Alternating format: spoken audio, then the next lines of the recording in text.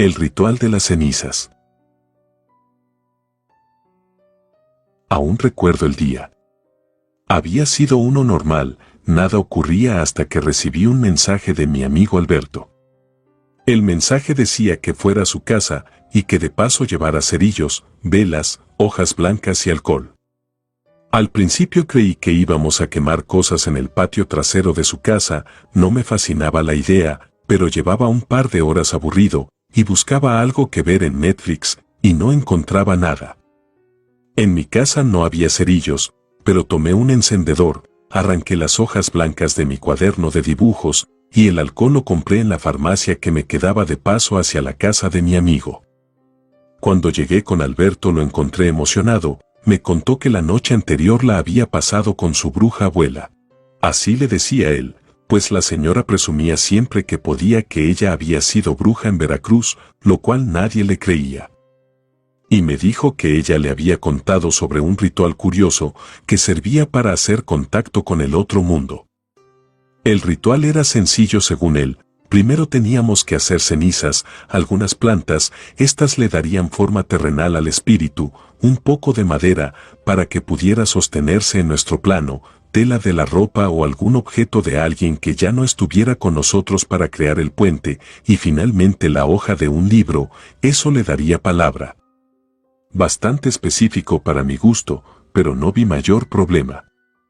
Las plantas eran de su patio, la madera de una silla vieja de su casa, la tela era un pañuelo de uno de sus parientes, y por último las hojas blancas que yo había llevado. Finalmente, todo fue al fuego en una parrilla en el patio trasero, todo con cuidado, no queríamos quemar la casa. Mientras hacíamos cenizas todo aquello, Alberto murmuraba algunas palabras que le había dicho su abuela, no me sonaban a nada, pero no interrumpí. Entre el aroma de las hierbas, el calor de la fogata, aquello era realmente relajante, hasta sentí como que estaba entrando en un trance. Cerré los ojos.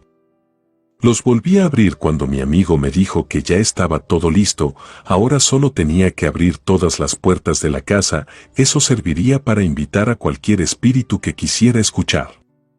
Ya con todo convertido en ceniza entramos a la casa y fuimos a la sala. Prendimos todas las veladoras y tomamos asiento. Él regó las cenizas formando un triángulo y dijo algunas palabras, dándole la bienvenida al espíritu, haciéndole saber que queríamos platicar con él. En ese momento pude ver cómo un poco de ceniza se desplazaba para dejar de formar parte del triángulo, y poco a poco se movió hacia el centro, y formó la palabra sí.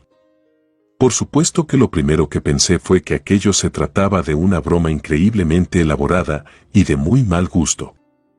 No sé, quizá en la ceniza había algún polvo metálico y debajo de la mesa posiblemente había un imán o algo por el estilo.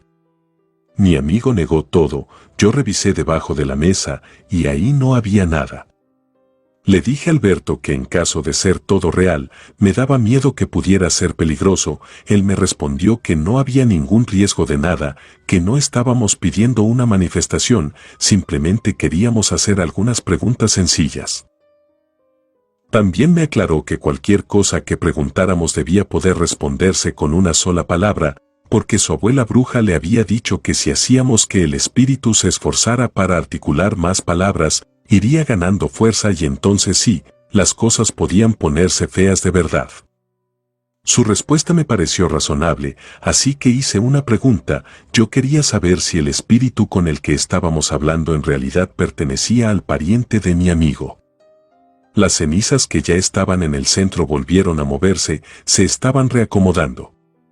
La respuesta fue no. Mi amigo se encogió de hombros y preguntó entonces por la identidad del espíritu con el que habíamos contacto.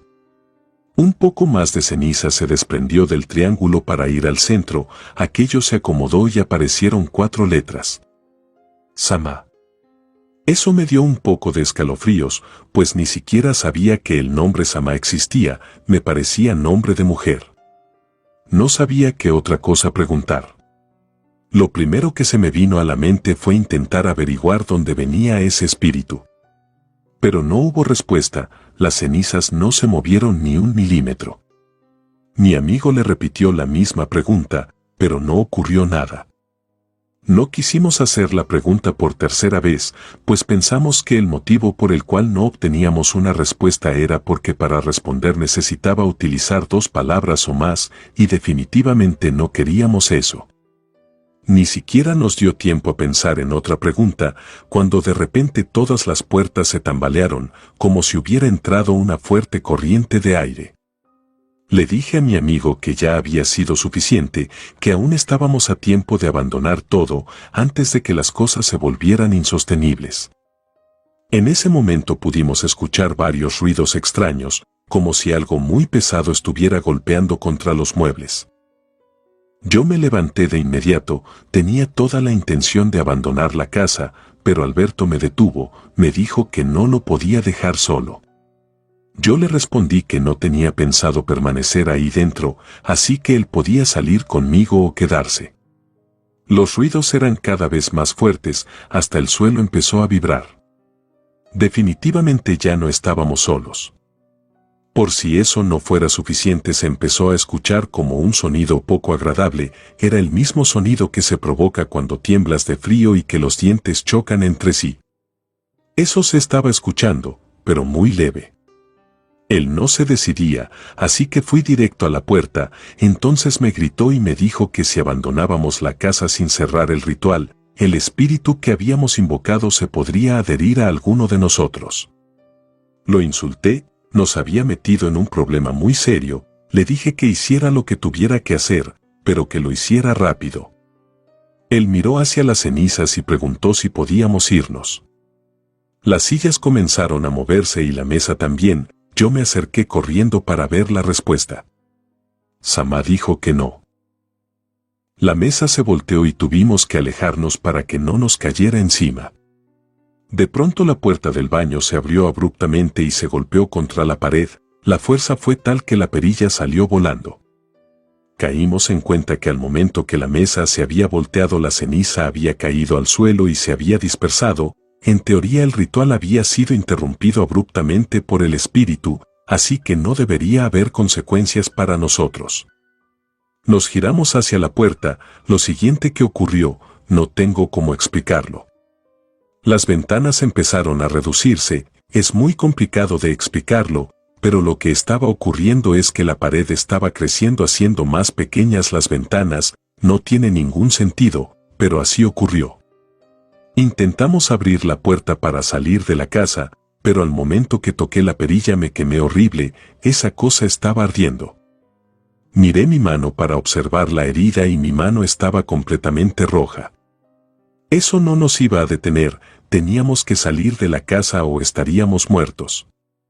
Los focos empezaron a parpadear, Alberto corrió al baño por algunas toallas y las utilizó para poder girar la perilla y abrir la puerta, así fue que pudimos salir. Corrimos hasta la banqueta y ahí nos tiramos, estábamos exhaustos y muy tensos, llenos de pánico.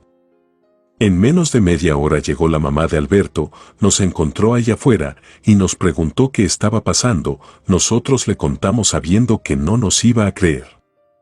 Ella nos pidió mostrarle.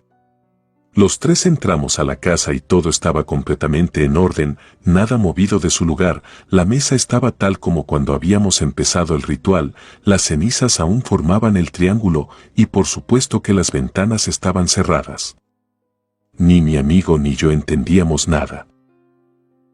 La madre de Alberto nos dijo que nos sentáramos, nos sirvió refresco, nos regañó y nos explicó que las plantas que habíamos tomado del patio eran de cierta naturaleza recreativa. Que ella las tenía porque las consumía como parte de un tratamiento que estaba llevando por alguna razón que no recuerdo.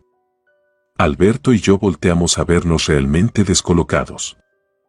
Entonces mi amigo me dijo que revisara mi mano, la que me había quemado, ya no la tenía roja y no sentía dolor, pero sí tenía la perilla marcada, como si la hubiera estado sujetando por mucho tiempo y con mucha fuerza. Alberto corrió al baño por las toallas y en ellas también estaba marcada la perilla, las llevó a la mesa y se las mostró a su mamá. Ella se sorprendió, pero no dijo nada y nosotros tampoco retomamos el tema. A día de hoy no sabemos qué fue lo que en realidad pasó, por una parte, tiene sentido lo de las plantas, pero eso no explica la marca que yo tenía en mi mano y tampoco la marca que tenían las toallas. Relato escrito por Gabriel y adaptado por Ramiro Contreras.